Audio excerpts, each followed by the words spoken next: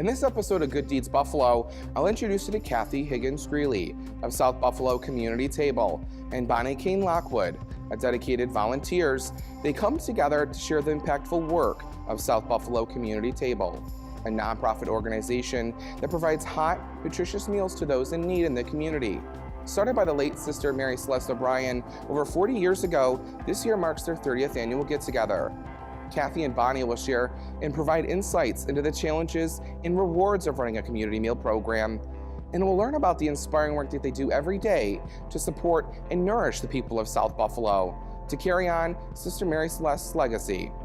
Jordan's good news, and then we'll meet Ronald P., the founder of Niagara Pride, to discuss the crucial work the organization is doing to empower and support the LGBTQ+ community in Niagara and Western New York.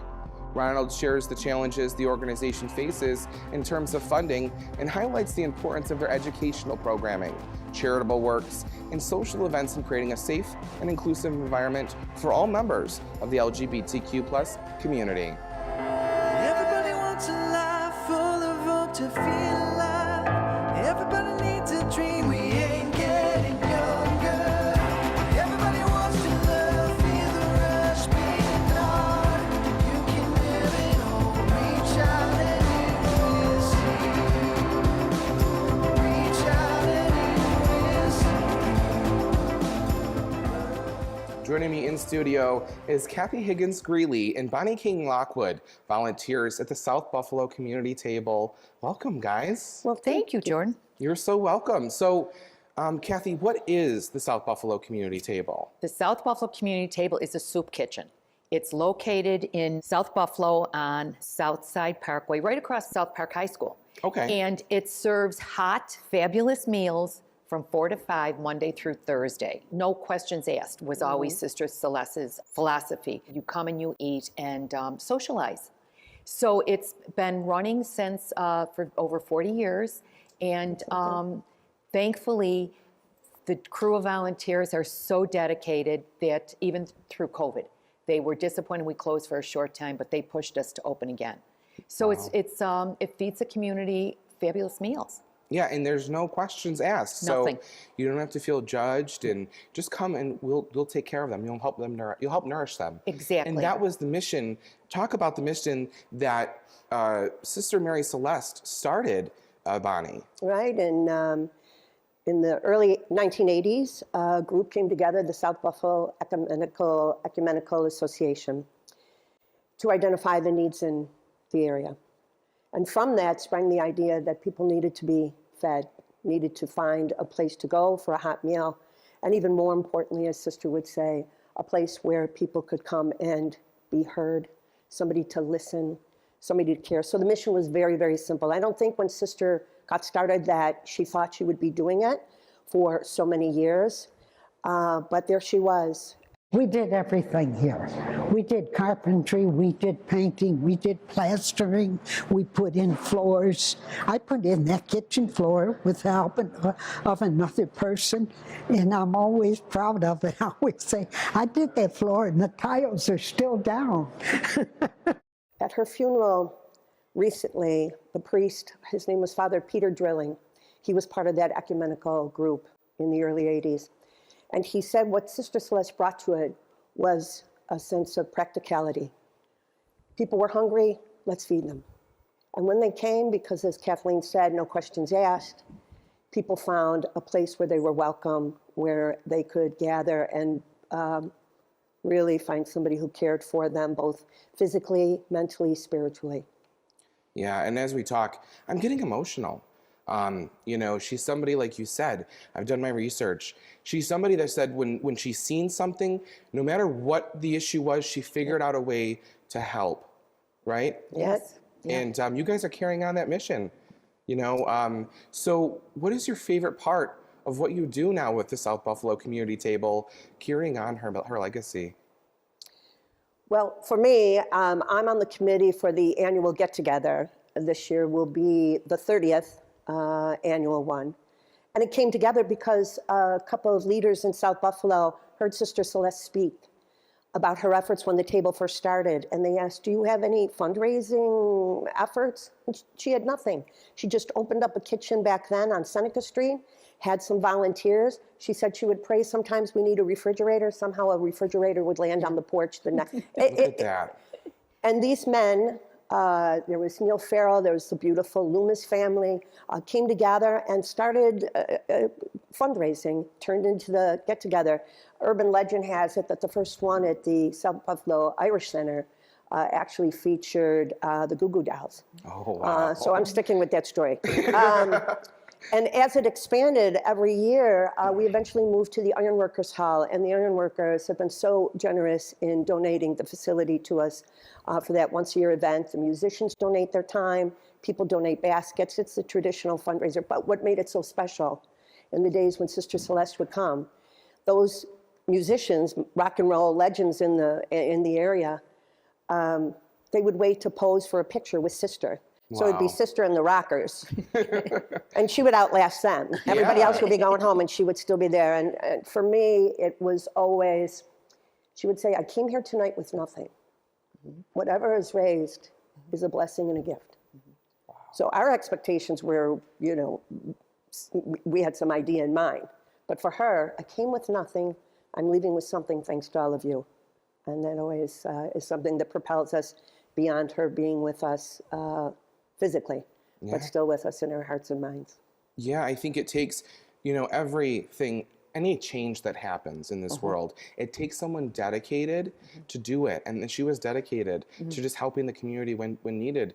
And so this will be the 30th anniversary, the annual get-together, and it's going to be the last. Because you guys are going to try to change how you fundraise and maybe work out some things, but you guys are going to be around still serving the community. Is that correct? Absolutely. We have no intention of closing. The volunteers are so committed to this mission. It's really mind-boggling that they're upset if we close during for a snow day. And it's, what are they going to eat?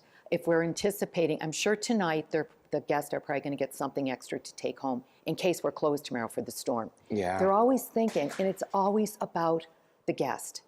They socialize with them. They ask, you know, did you like this? What do you like better? What was your favorite meal?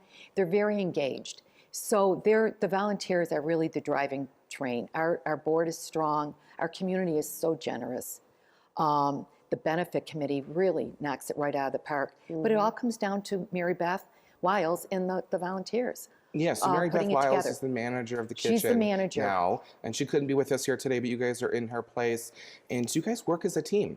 Do what you need to get things done, right? Completely. Yeah, it's interesting because, you know, you've been around organizations and nonprofits long enough, you know, that there's, you know, committees that work effectively and committees that maybe are in name only and just a few people do the work. But in the Get-Together Committee and on behalf of the Community Association, people really bring their strengths to it. And over the years, you know, we used to meet and have minutes. Now somebody sends a text message, somebody does an email, somebody does a Facebook blast or something, and people show up and they donate, and you just trust people that are going to come and be generous and give, and they respond accordingly because they know where their efforts are going.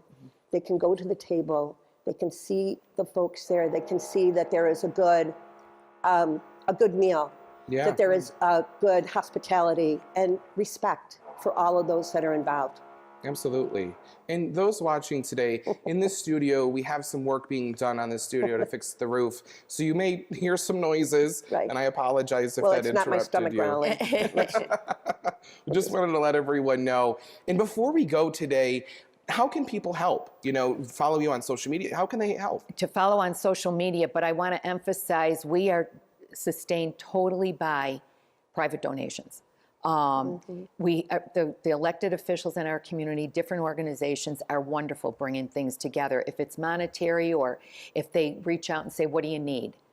They post on Facebook what Marybeth would like to keep the place running. I mean, right down to they have to do laundry. So it's laundry soap. And it's things that you don't think of. But it's really private donations. And people just give what they can because they know it's staying right there. Buffalo's we have the working poor. Yeah. And we've had many guests come in and say, I work but I'm trying to pay rent and car insurance and everything else. Is it okay if I'm here? They don't even have to explain to us. If you're there for a reason, and we're going to take care of you. But we do need the community support, and it's very much appreciated.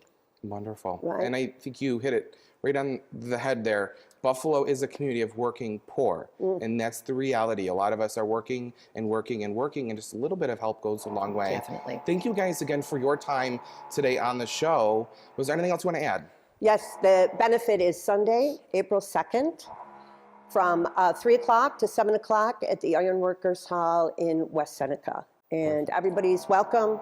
It's reasonable, and you get more than you bargained for when you come. And one of them is, it's going for a wonderful cause. Yeah. Now, as a small token of our appreciation, our friends over at Double Eagle Embroidery wanted to give you this Bill's Mafia fleece. As a small token of our appreciation, I have one for both of you. I know there's just one here, but just as a small token of what you guys are doing. Thank you so much. Thank We you. appreciate that. And I'm going to be at your guys' event, so Good. I look forward to joining you guys. All right, we'll Great. see you on the dance floor. When we return, it's time for Jordan's Good News.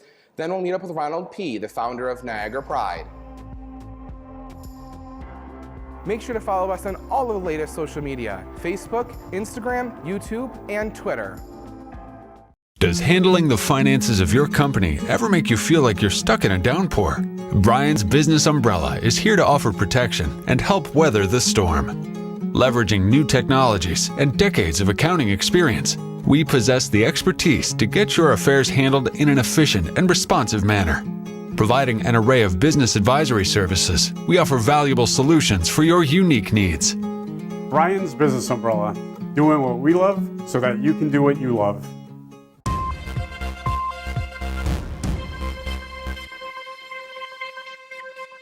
And now it's time for Jordan's Good News. Hello everyone, I'm Jordan James, and I've got some great news to share with you today. From local volunteers making a difference, doing inspiring acts of kindness, Jordan's Good News brings you all the feel-good stories you need to start your day.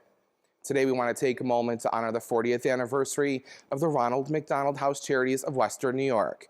For 40 years, the Buffalo Ronald McDonald House has provided safe and comfortable lodging for more than 21,000 families from Western New York and beyond, who've been facing the challenges of a hospitalized child.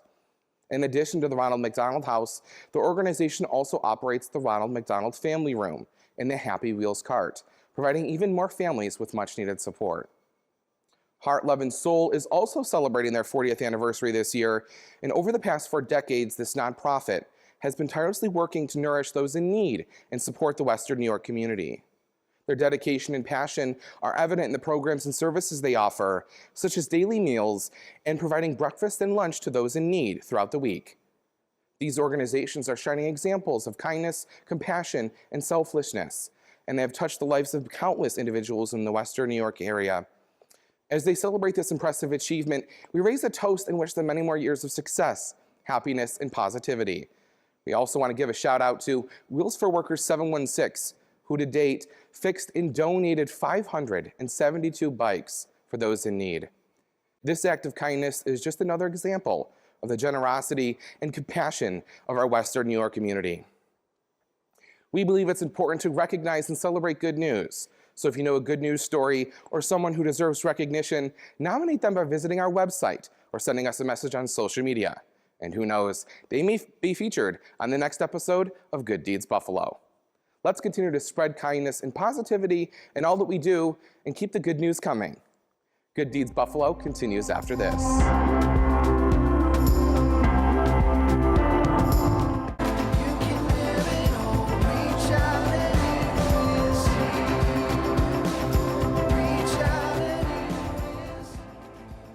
Joining us now in studio is Ronald P., the founder of Niagara Pride.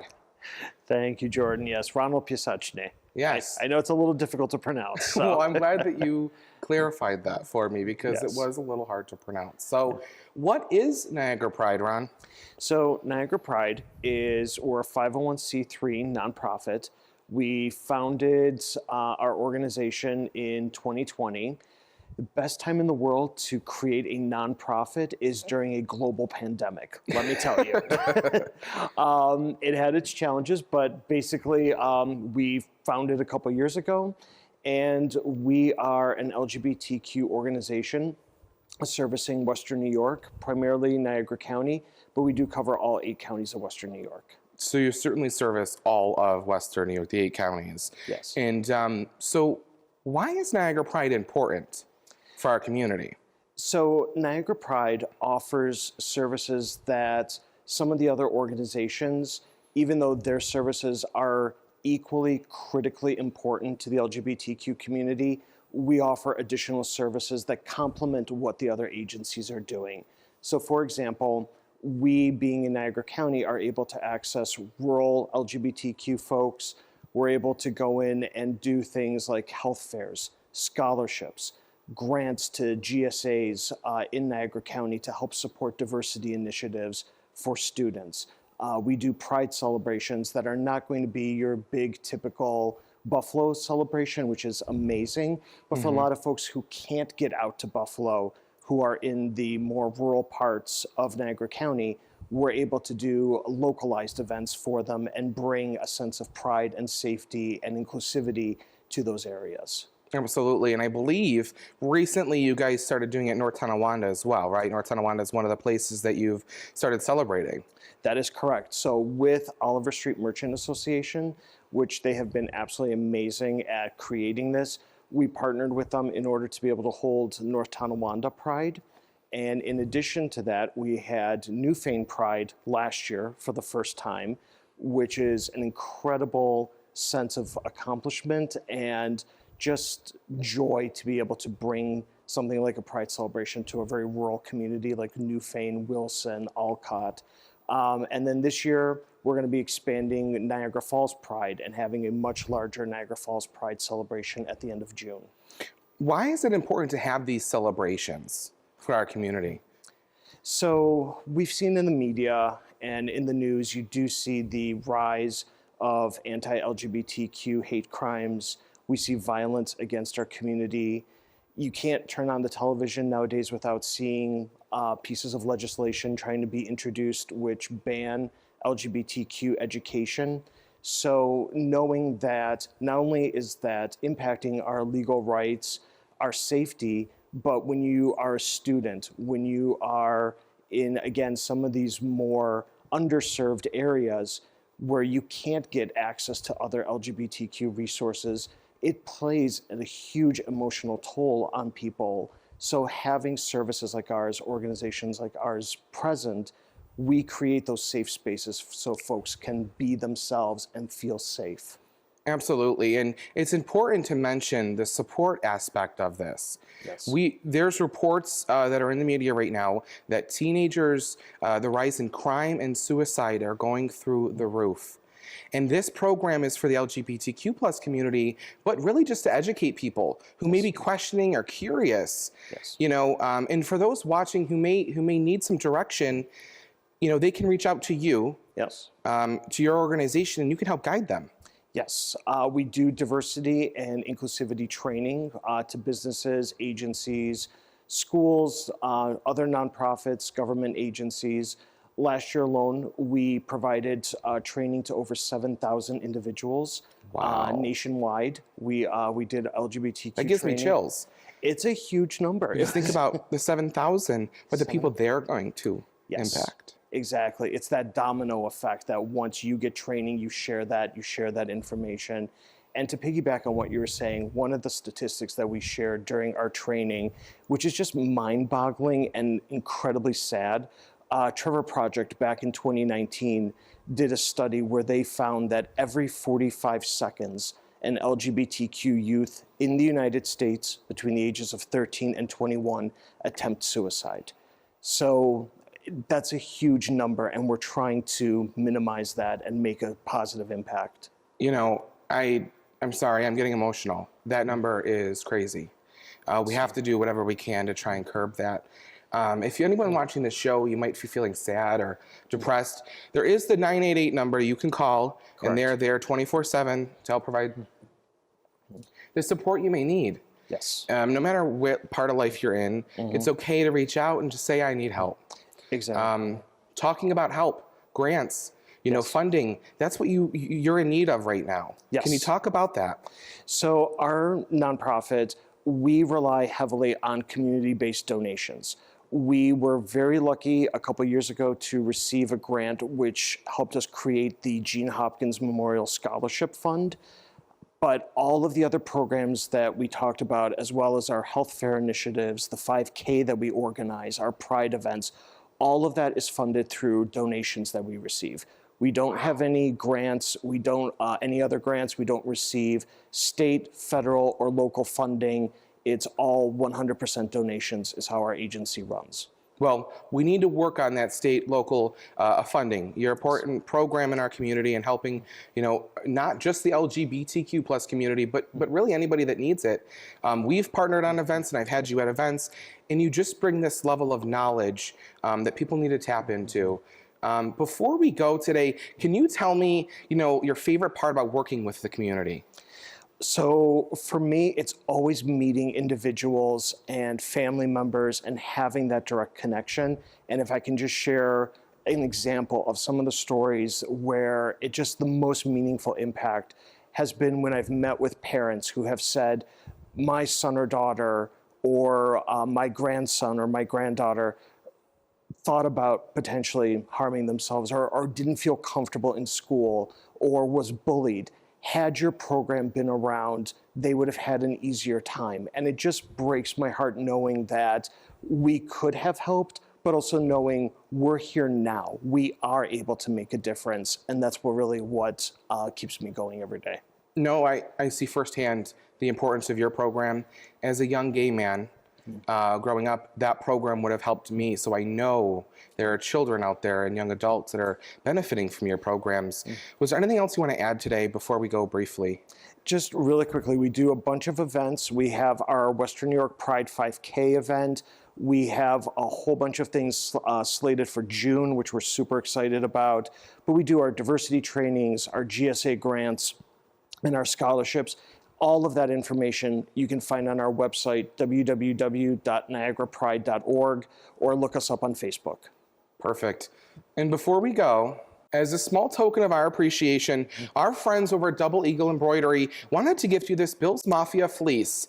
Just a small, token of our appreciation, Ron. But now you'll be out in the community rocking that Buffalo Bills style. Love it. You're Very so awesome. welcome. Thank you, Jordan. Again, Ron, thank you so very much for coming on the show. I greatly appreciate it. Thank you for having me. We'll be back to wrap up our show after this. Stay tuned.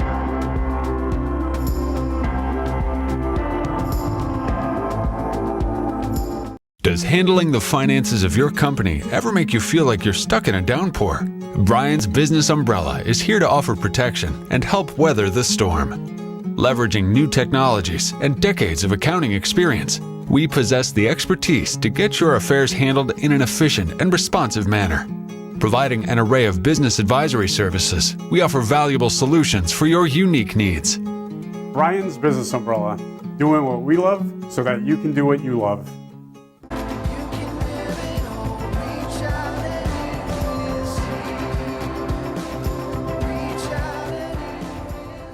Do you know someone you would like for me to highlight for their good deed on Good Deeds Buffalo? This person would be involved in the community and oftentimes are a beacon of hope and kindness. And the best part, Western New York can nominate someone for their good deed.